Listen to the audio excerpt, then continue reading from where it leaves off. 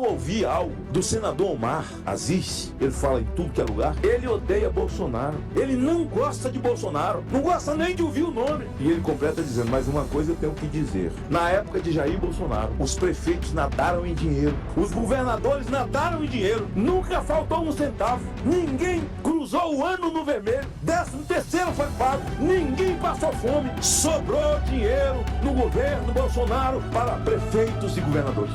São palavras do senador Aziz. Sejam todos bem-vindos ao nosso canal. Para quem não me conhece, meu nome é Renato. Nosso canal é voltado à política de direita. Se você gosta desse conteúdo e também é apoiador do ex-presidente Bolsonaro, já deixe seu like, se inscreva no canal e compartilhe muito esse vídeo, que assim você ajuda o nosso trabalho a crescer. Eu vou trazer para vocês notícias que vão deixar vocês chocados diretamente do STF. E mais, ainda vou trazer revelações bombásticas, sabe de quem? O senador Magno Malta, ele mesmo, ele que é conhecido por não ter papas na língua, falar o que pensa, doa o que doer, resolveu quebrar o silêncio e revelar toda a verdade que está acontecendo no nosso Brasil, principalmente em relações a essas imagens de Flávio Dino que não forem entregues, e ainda sobre os prefeitos. E essa situação é gravíssima que está acontecendo no nosso Brasil.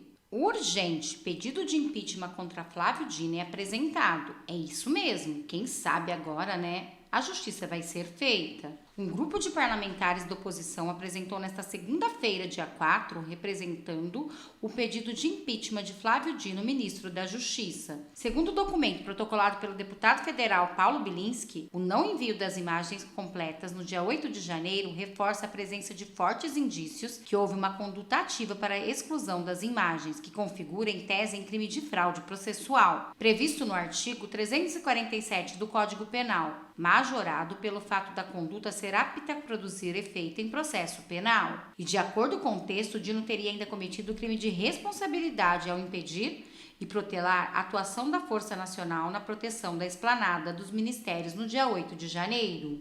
Excelência sabe, o FPM, o Fundo de Participação dos Municípios, é algo que produz a sobrevivência de muitos municípios desse país que não tem nada mais. O maior empregador da cidade é a prefeitura. O FPM é para pagar folha de pagamento, porque não tem uma indústria, não tem nada. E eu vi discursos, a gente quando senta, eu sei que Vossa Excelência está fazendo isso, na sua rede social vai abrir, é discurso de prefeito, pedindo pelo amor de Deus. Eu ouvi algo do senador Omar Aziz, ele fala em tudo que é lugar, ele odeia Bolsonaro, ele não gosta de Bolsonaro, não gosta nem de ouvir o nome. E ele completa dizendo, mas uma coisa eu tenho que dizer. Na época de Jair Bolsonaro, os prefeitos nadaram em dinheiro, os governadores nadaram em dinheiro, nunca faltou um centavo, ninguém cruzou o ano no vermelho, 13º foi pago, ninguém passou fome, sobrou dinheiro no governo Bolsonaro para prefeitos e governadores. São palavras do senador Aziz, que foi um adversário ferrenho durante 4 anos do presidente Bolsonaro, que não gosta de Bolsonaro. Se sai de mim, o cara fala, não, o cara é bolsonarista. E muitas vezes fala bolsonarista achando que está me ofendendo. Porque quem bate no peito e diz eu tenho orgulho de ser comunista, ele tem orgulho de ser comunista, de espizinhar, de matar as pessoas com os pés, comunista de erotizar criança, matar homossexuais.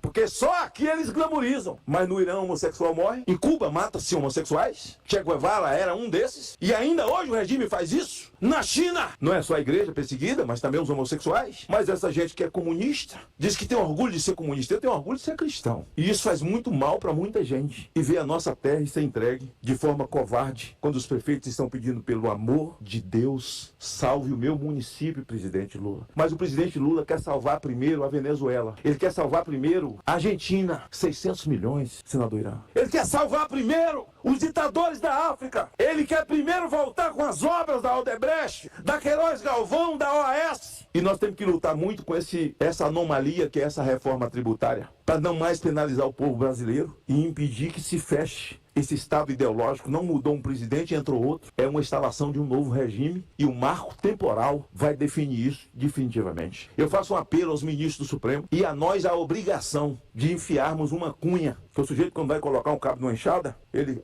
abre em cima para colocar uma cunha para que possa travar. Num machado, uma cunha para travar. O Senado precisa colocar uma cunha no meio disso. Porque se o marco temporal for aprovado lá, o Brasil vira do tamanho de Sergipe e as ONGs do mundo serão donas do Brasil. Cabe isso na cabeça de quem? E aí de vez em quando você escuta um falando assim, o ministro fulano quer conversar com você, quer te explicar melhor o marco temporal. Ah, me respeita, pô. Mamãe, me acorde! Senador Irã, aos prefeitos do Nordeste, a moda já pegou, vai chegar em outros. Vocês viram, gente, que absurdo que está acontecendo no nosso Brasil? Eu confesso para vocês que eu ouço isso e fico indignada. Fico imaginando que fim terá o nosso Brasil. Prefeitos que votaram em Lula, implorando, porque ele tirou a verba e tem pessoas sendo demitidas. Eles não estão conseguindo sustentar a sua prefeitura. Realmente isso é muito grave. Mas vocês acham que as revelações do senador vão parar por aí? Não, vocês vão ficar chocados do que está acontecendo, na verdade, no nosso Brasil. Prestem atenção. Municípios do Brasil, alguns estados, o governo estadual ainda tem condição de manter esses municípios por um certo tempo, mas isso não é eterno. O meu estado do Espírito Santo, capital Vitória, Espírito Santo, capital Vitória, recebe a visita de Flávio Dino, o implacável, o dono do Brasil. Ele é corajoso mesmo. Ele apagou todas as imagens, de quase 100 imagens, internas e externas.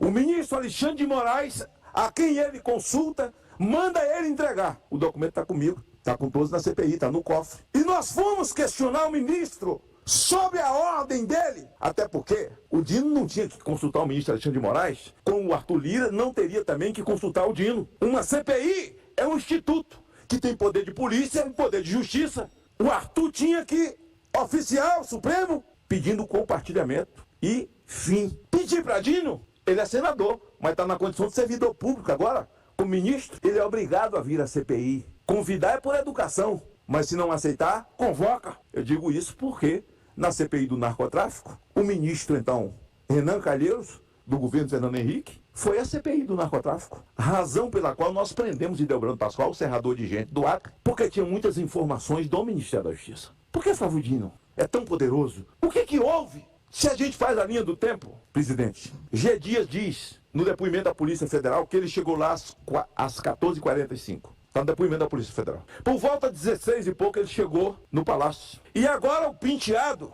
dando depoimento na CPI do Distrito, diz que os avisos que ele recebeu, o GSI, o G. Dias, que ele não repassou nenhum deles. E esse Penteado, que G. Dias disse ser o responsável aqui na CPI, era o segundo homem, na cadeia de autoridade. Ele disse que ninguém recebeu. Estava ouvindo, vindo do aeroporto pelo rádio, o senador Isalci, que é do Distrito Federal, e que fez um pronunciamento falando desse assunto. Foi Zezinho, não foi?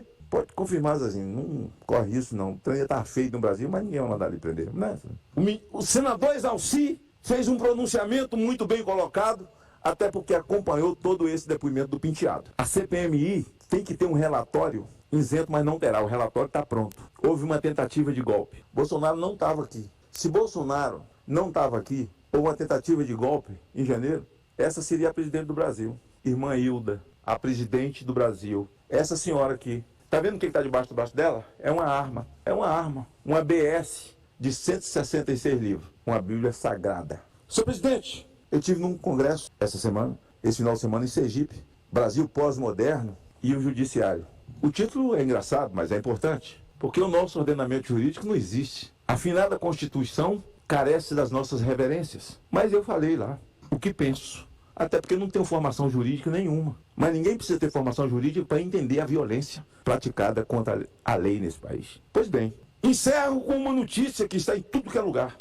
O PL poderá se juntar ao PT nas eleições de prefeito. Em alguns lugares, estados e municípios, ou vice-versa, um pode ser vice do outro, o PL pode apoiar o PT apoiar o PL. A princípio, não me assustou, mas passado algumas horas, me preocupou. E eu disse, senador, se o PL se juntar ao PT, vai ter que construir uma porta de fundo para o PT entrar, porque pela porta da frente sairemos todos nós.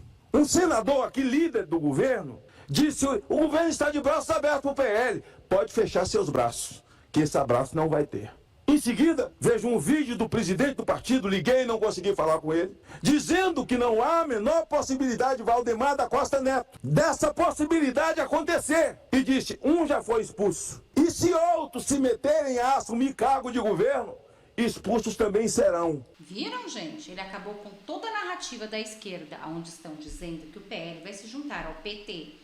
Até parece mesmo, né?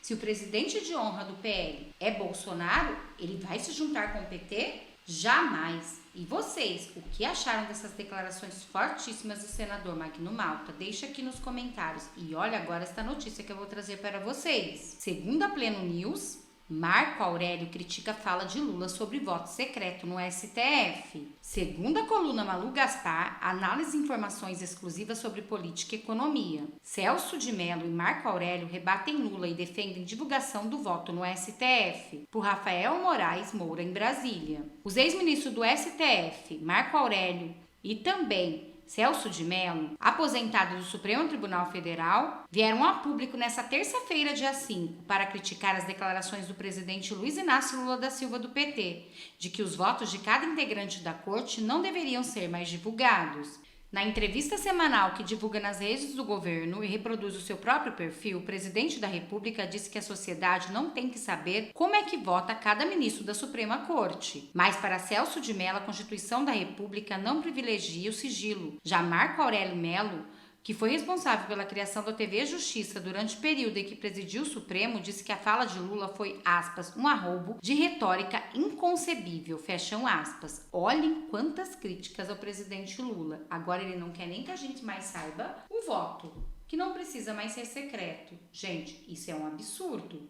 E vocês, o que acharam de todas essas notícias? Deixa aqui nos comentários, também quero deixar uma pergunta para vocês. De 0 a 10, que nota vocês dão para o ex-presidente Bolsonaro? Não deixem de opinar. Tanto vocês quanto a sua opinião é muito importante para nós. Eu vou ficando por aqui. Muito obrigada a todos. Até daqui a pouco com mais reacts, mais vídeos e mais notícias para vocês.